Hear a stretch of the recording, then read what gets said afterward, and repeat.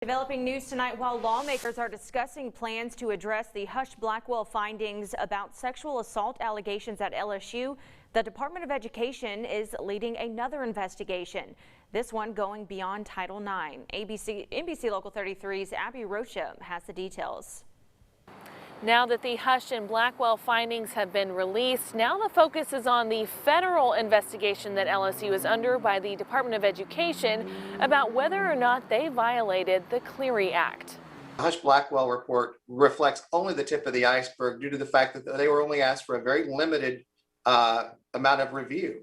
Daniel Carter, an expert on federal campus safety investigations, defines the Clery Act as the comprehensive framework that university administration has to follow to keep students safe. Essentially looks at absolutely everything, so not just sexual violence. Carter expects the DOE investigation will take a deep dive into more than 7 years of reports. The only conclusion that one can draw is, in fact, that they've existed for a long time, and that there are many other cases that would have also been subject to these system failures and not been handled properly. If violations are found, the university can face financial consequences. Most schools are facing between $500,000 to multi-million-dollar fines.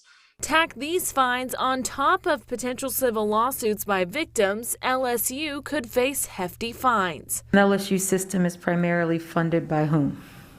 The state. Who? It would be a combination of the state and the students. So ultimately, it could be that either the state legislature through the appropriations process, the budget, or the same parents and students that are on the short end of this stick would have to pay the cost of the egregious acts of liars. Yes. Acts that lawmakers say there was no excuse for. The federal investigation is currently underway. Findings are expected to be released by the end of this year. At LSU, Abby Rocha, NBC Local 33 News.